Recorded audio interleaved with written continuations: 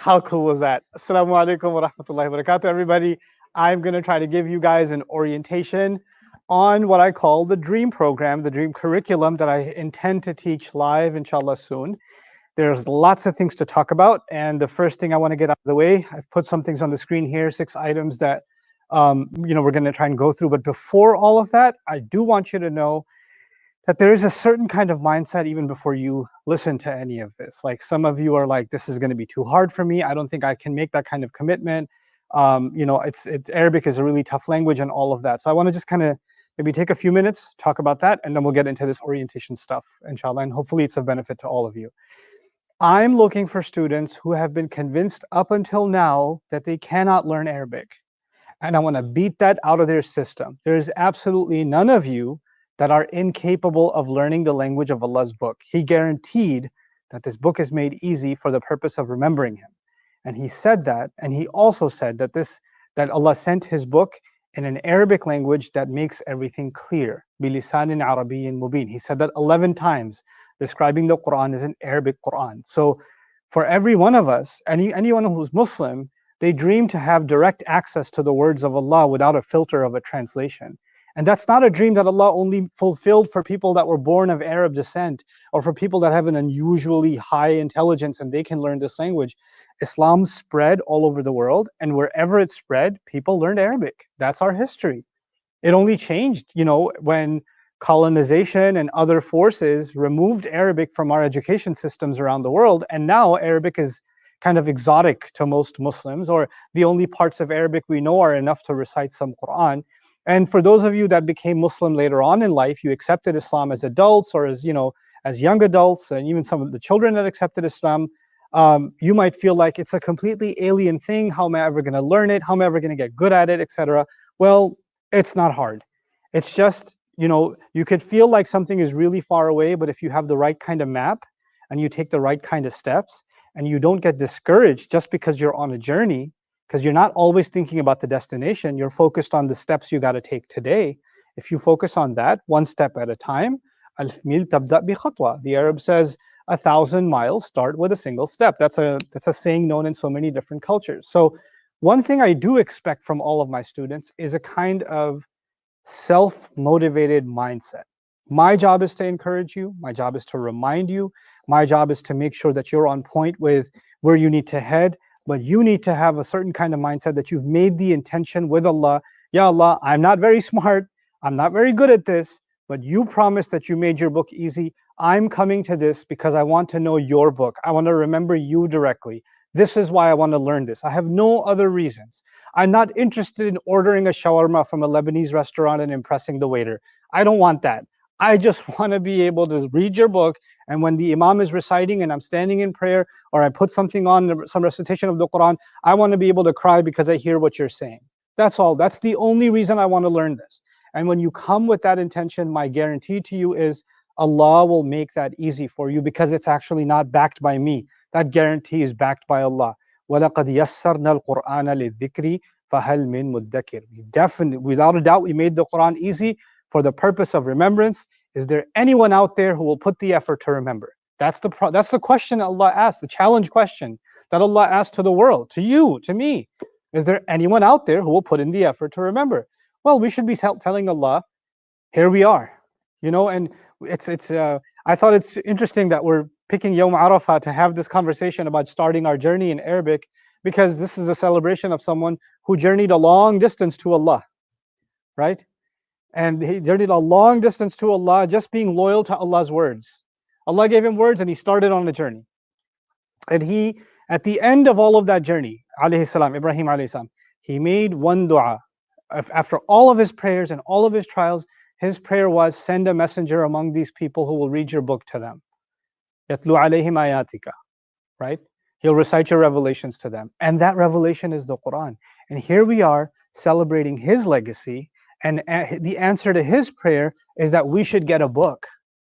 That was his prayer, that we should get a book. And now we have it.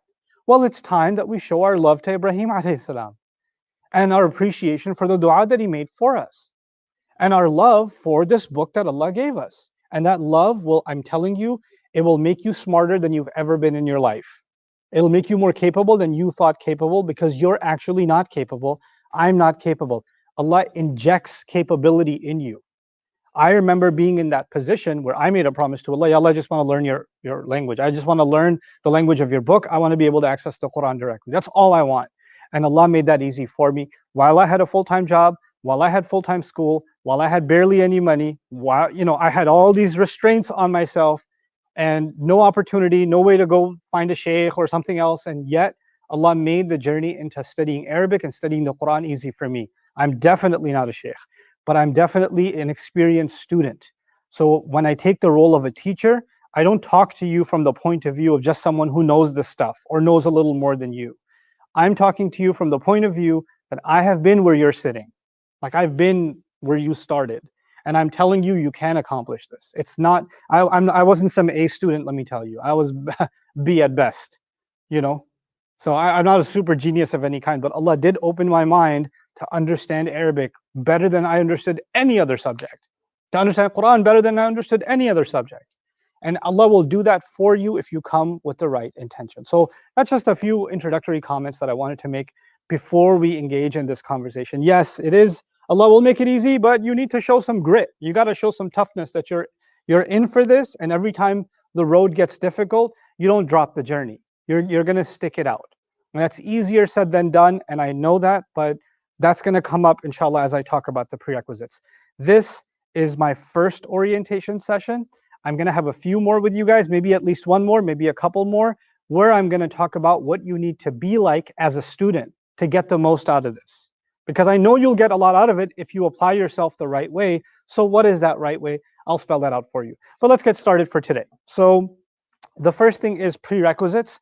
And by here, I actually mean, let me qualify that a little bit further, knowledge prerequisites, okay? That's what I mean. What do you need to know before you study Arabic with me? Well, you need to be able to learn, to be able to read the Quran without, without understanding it. You're just reading the Arabic text of the Quran. And when you're reading the Arabic text, you're not stopping. Like if you're reading Alhamdulillahi Rabbil Alameen, you're not like, Al hum, right? Hum, yeah. Do. It's cool if you're at that level, but you need to move up from that before you start studying with me. So I'm not going to teach you the alphabet or starting. I'm going to teach you from where you can actually open the book and say, Alhamdulillahi Rabbil Alameen. And let's take that a little further. Some of you have accents, so you don't recite that perfectly, right? So you, even if you have good flow, you say, Alhamdulillahi Rabbil Alameen. Or you say, Alhamdulillahi Rabbil Alameen, like the Desi style, or whatever. You have some kind of dialect or accent, your tajweed isn't perfect, your makharij, your kha, your ayn, your qaf, your ghain, they're not where they're supposed to be, that's okay. If your pronunciation is on its way, it's fine, you can still be part of this course. But if your reading flow is choppy, then that's something that needs to be worked on immediately so you can be qualified for this course. Which means that I'm getting ahead of myself. I'm going to be starting this class in a little after mid-September. So I'll announce the specific date pretty soon, but it's mid-September or post-mid-September that I'm going to be starting this class. So these few weeks, if you're not at the level where you're reading in flow, I can give you some tips and tricks what to do. I'll make a separate post for that on Facebook on what you can do to get yourself reading in flow by then. Okay, and it shouldn't take that long. It's not going to be, months and months and weeks of study. If you just apply yourself for a few hours, you're going to get there surprisingly fast. Okay, so let's now reiterate. The prerequisites are you're able to read the Quran, not Arabic books. You're able to read the Quran without hiccups, without breaking up so much, in flow. Even if you don't understand anything that it's saying, you can make the sounds properly. Okay, you can read it without understanding. If you're at that level or better, this is the right course for you. Okay. Now, some of you are of Arab background. Some of you are of, Asian background. Some of you have European background, different kinds of backgrounds, Hispanic backgrounds. Whatever background you come from, you may have certain levels of knowledge of Arabic, and you may have certain understanding of vocabulary and things like that. Great if you have it, but it's not going to help in this course so much, because I'm not teaching you Arabic as a science. or rather as a skill. I'm not teaching you like if I was teaching Spanish or German or French or something like that, then the goal would be how to teach you to communicate in Arabic. That's not what I'm teaching you. I'm teaching you how to understand Arabic when you're reading it, and how to understand Arabic of the Quran specifically when you're listening to it. That's my first goal for you. Okay, so because of that, all I need from you is the ability to hear or the ability to read, specifically read in flow. Even if your handwriting is horrible, like you don't know how to write in Arabic, and when you write it, people say, wow, I didn't know you wrote Mandarin, and it's that ugly, then that's okay, because I don't expect you to write anything in Arabic. All the stuff that I need you to write is going to be available in your notes, in your book, and everything else. Your job is going to be to read it. If you're struggling with reading, again, this isn't the right course. Okay, so that's the only academic prerequisite that I bring to this class. I don't expect you to do anything more than that. There are other kinds of prerequisites, like age, for example, or schedule, time commitment, all those things. That's a separate conversation. We'll have that when the time comes. But in this orientation, at least the knowledge prerequisite, I wanted to make sure all of you guys understand. And again, my promise to you is within the next couple of days, I'm going to post online for those of you that struggle with reading and are starting, you don't even know what the alphabet is, or even if you do know, you're choppy in what you're reading, then inshallah I'll post something that can help you get there pretty quickly. It'll just require a daily commitment from you for a couple of weeks, and you'll be making remarkable progress. What you think you couldn't accomplish in years, you can get done in a couple of weeks. Okay, so that's the first one, knowledge prerequisites. So I'm going to erase that. Actually, not erase it. I'll keep going to number 2, schedule. So I kind of gave away a little bit about when I'm going to start. Mid-September, a little after mid-September is when I plan to start. It's going to be a little bit of a crazy schedule, so I think you should know that ahead of time. So maybe this will be something for you, maybe it won't. Let's work out that understanding from now. The way that this course is organized, there are chunks of material that you cannot teach spread out. You got to teach it all together, like in an intensive kind of schedule. And the way I'd like to explain that to you is there are fundamentals, there are absolute fundamentals, and then there's additional knowledge, right? And the fundamentals, I like to teach them 10 days in a row. That's what I call Dream Worldwide last couple of years before COVID-19. That's what I taught in Indonesia. Some of you are watching that were there for that course, in Copenhagen and different places in the world. When I taught that course for 10 straight days, that's the fundamentals. And what I'm going to start with is actually 10 extreme fundamental days. Like it's going to be a couple of hours, 2 to 3 hours a day, every single day for 10 straight days. Okay, so let's hypothesize. Let's say the start date is September the 18th. I think that's a Friday, right? So it's from that Friday until Sunday, the next Sunday, every single day, 2 to 3 hours live online with me. Okay, that's what's going to be. And by the way, these aren't just lectures. You guys are asking questions too, and I'm taking in your questions. I'm going to have Maz with me, my TA, who's going to be fielding all the comments that you guys are giving me, and he's going to be actually representing you in the classroom and asking questions on your behalf, so that it's going to be actually an interactive experience. I don't want this to be a lecture series. If this was going to be a lecture series, I can just record. It's already been recorded. The pre-recorded curriculum's already there, no surprise. But I want to be able to teach this live so I can take your questions as they come in. That's the point, right? So 10 days in a row, super difficult, time commitment, but you're going to really enjoy it. I promise you that. After those 10 days in a row, you're going to feel like you need a break. So because I'm a good person, sometimes I'll give you 4 days off. Okay, so you finish on Sunday, Monday, Tuesday, Wednesday, Thursday, I give you off. And then, because I really want you to learn, we're going to do 10 days in a row again. And we're going to do the same exact course again. Not new material, same material. I want you to take the same fundamentals course with me twice over. I want to beat it over your head until you say, Ustad, I got it, I got it. I want you to get it so well you can teach it to somebody else. Like even if you don't know anything else about Arabic, these fundamentals, it's like you're a PhD in it. You own it. You could just spew it out off the top of your head. Oh, he's going to say this next. This is the next lesson. This is the next concept. This is the next this. This is how it applies. This is the examples from the Quran. You'll get that in your head drilled. I don't want to just teach you something, move on to the next thing, move on to the next thing. That's what you do on YouTube.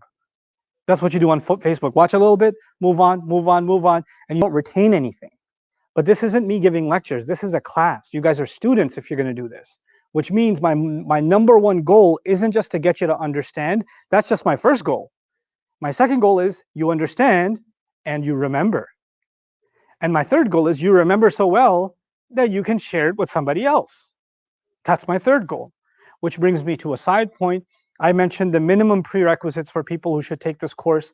I think those of you that are Arabic teachers are in a position to teach.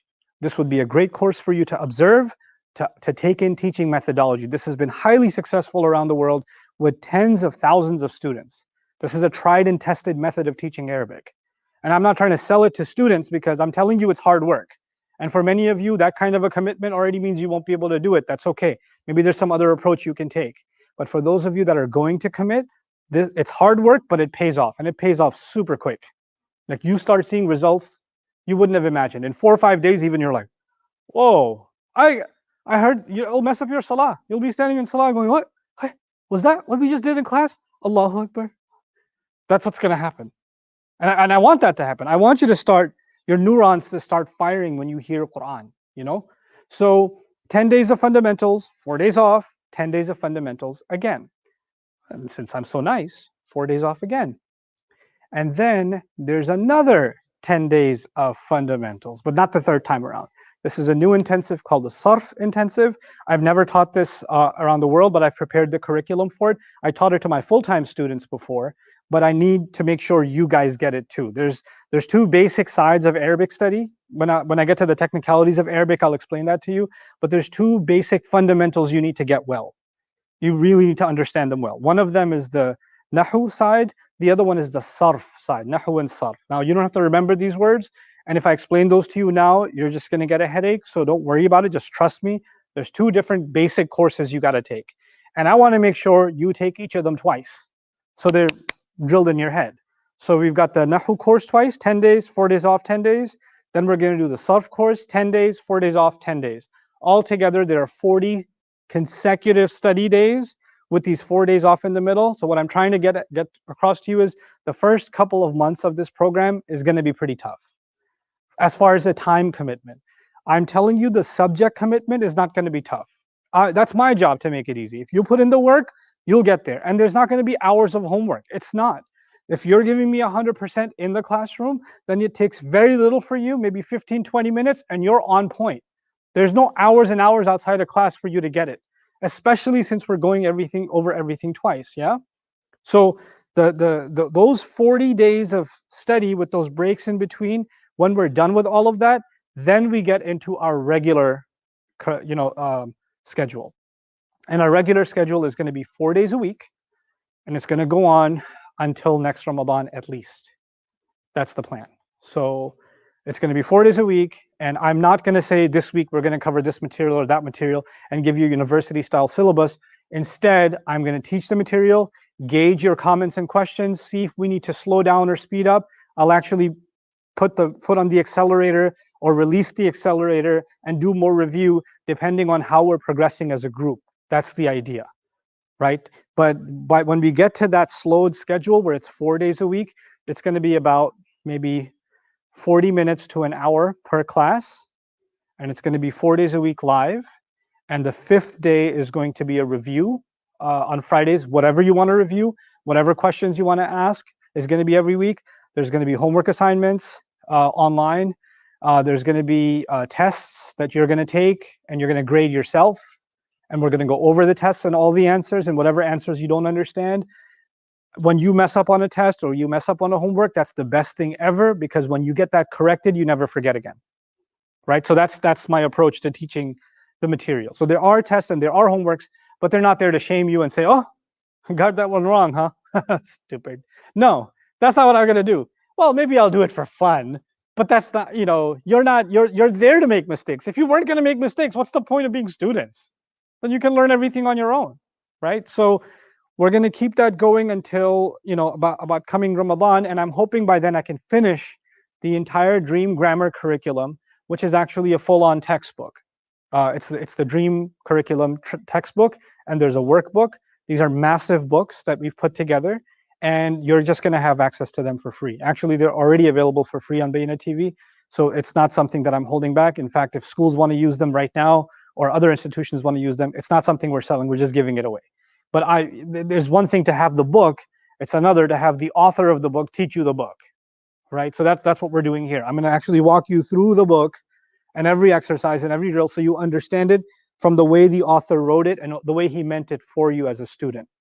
There are other study resources you're going to have at your disposal, but that's coming in a second. So let me just keep, that was schedule, and let's come to what we will cover, because we kind of seeped into that anyway. So what we will cover is pretty cool. Let me talk about that for a couple minutes. Arabic is lots of different courses. Really, honestly, it's lots of different courses. If you want to study the language of the Quran, the science behind it, the mechanics behind it, that to me is the most important step. It's not the only step, but it's probably the most important step. And that step is something even Arab students benefit from tremendously. If you speak Arabic fluently and you think you know Nahu and Sarf really, really well, let me tell you, there are gaps in your knowledge. There are gaps for most of you. Unless you're a teacher and you've like really specialized in the subject, there are lots and lots of gaps, especially when it comes to لغة لسان العرب. العربية الفصحى المعاصرة, contemporary Arabic, contemporary Fusha Arabic is one thing. The language of the ancient Arabs and its technicalities and how that affects the translation of the Quran, that's something else. Now, those are two separate things. And I want you to have like a scientific eye of language too, not just the natural taste of it, the scientific eye for it. So the first thing we're going to do in this course is help you become analysts, linguistic analysts of the language of the Quran, the science behind it, right? So you're not looking at it like you look at a regular language. You know how to break apart words and figure out where they come from and what their implications are and why are they in this order, or why do they look this way? How come this word looks this way over here, but it looks different over there? Those kinds of questions you'll be able to answer and see the benefit behind that and how that helps us interpret or draw benefit from the Quran. That's the science side. Then after that, there is the art of Arabic, which is called balagha. Balagha is what makes the Quran's language so artistic, so beautiful, what makes it so effective, that it impacts the listener in such a strong way. Why were the Arabs so dumbfounded when they heard the Quran? That's the science of balagha. And our textbook actually includes chapters on balagha and how the Quran's balagha works.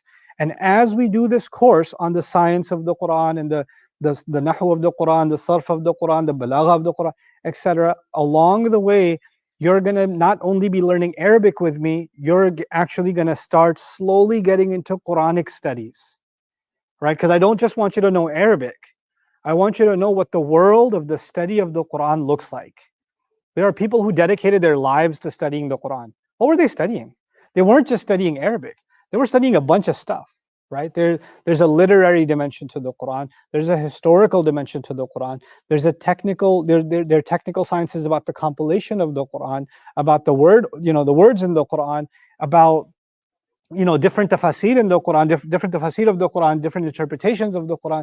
I want you to get exposed to that world. You won't become scholars of it, but at least you'll have a working knowledge of what that world looks like and how people study. And that's why, my colleagues like, Sheikh Suhaib, and maybe even some visiting scholars like Dr. Akram will solicit some of their help to gain some insights into that world. Because at the end of the day, you're not learning language for the purpose of language. With me, you're learning language for the purpose of diving into the Quran, right? So as our Arabic studies get more advanced, we're going to start kind of sort of getting into Quranic studies. That's really the goal at the end. Then finally, as far as expectations are concerned, what I put what we cover and what expectations are. What should be your expectations at the end of the course?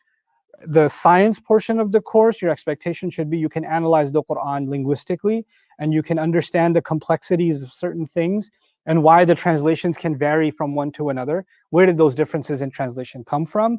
And you know how to do that research. You know where to look to find those answers intelligently.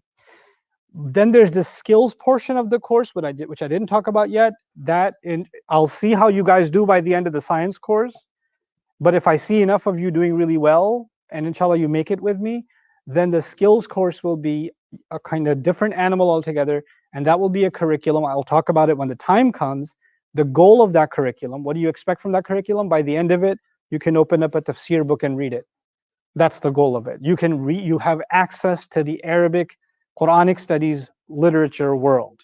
That's in Arabic medium. So you're not just reading the Quran with comprehension, you're reading all the work about the Quran, the dictionaries of the Quran, the tafsir of the Quran, the books on the ulum al-Quran or balaghat al-Quran, these different works on the Quran that are available, you're going to have access to them in their original languages, right? So that's the world of Quran scholarship opens up to you. That's the goal of the second phase, where you're going to read Arabic without the haraka marks.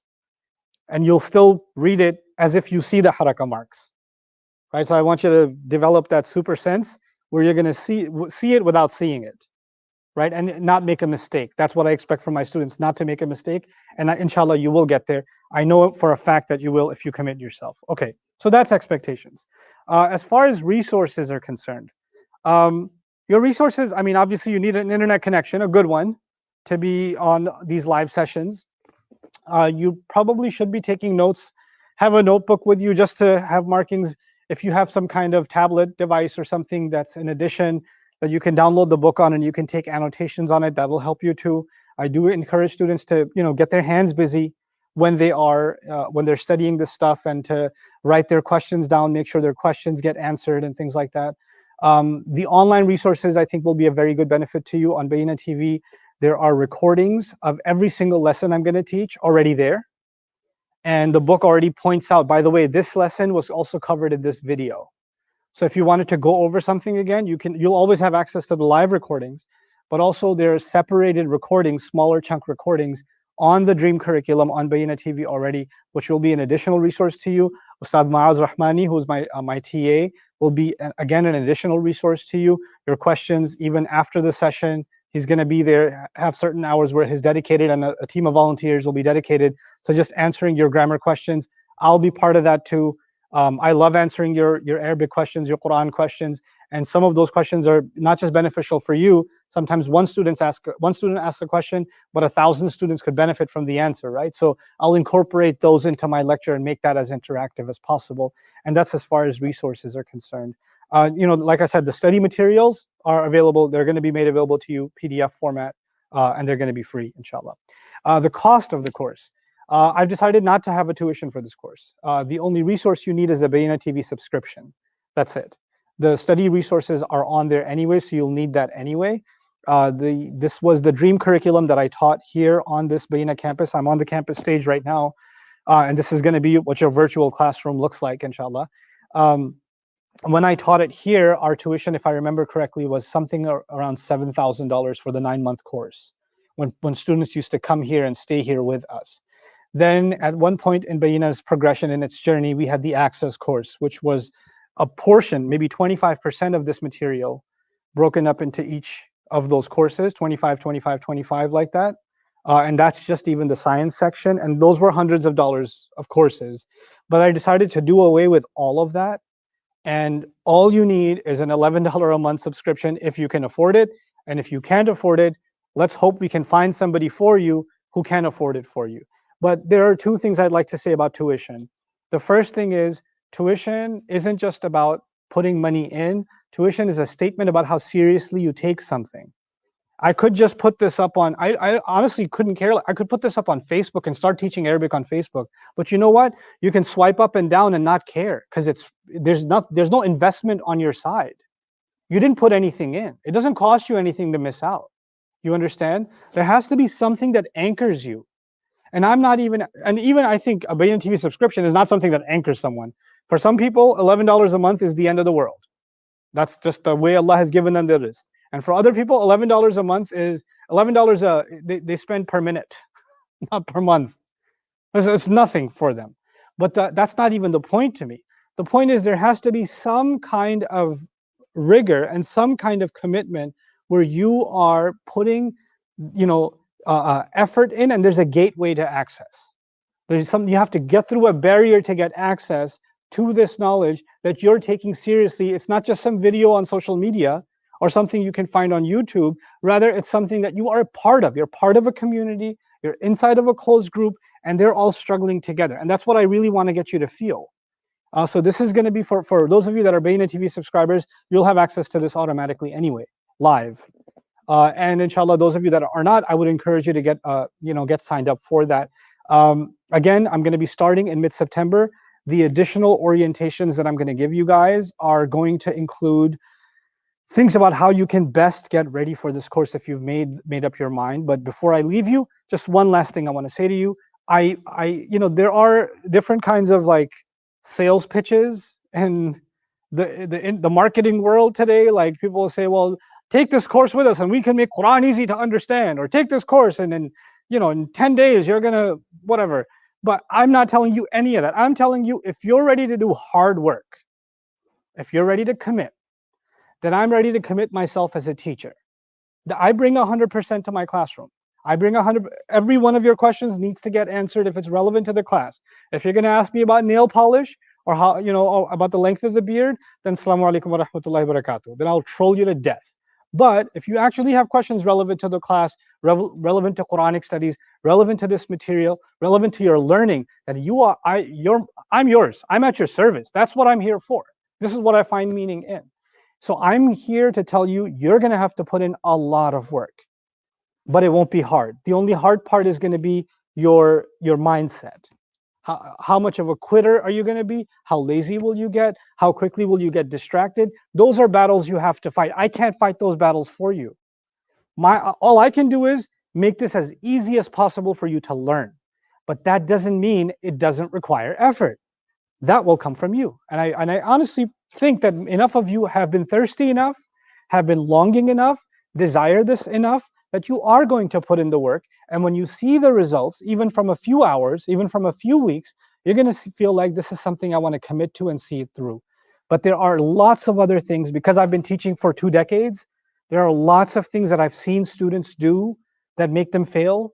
I've seen lots of things students do that make them succeed. And I want you to know that, because I want you to learn from the best practices of your former peers, and I want you to learn from the mistakes of your former peers. And that's what the other orientations are going to be about, right? What should you be doing? What should you not be doing? And how you should be making the most of your time, inshallah, if you are going to be doing this in the next few weeks. How do you make the most of your time? So Eid Mubarak, an early Eid Mubarak to all of you. Jazakumullahu khairan for tuning in. Assalamu alaikum wa rahmatullahi wa barakatuh.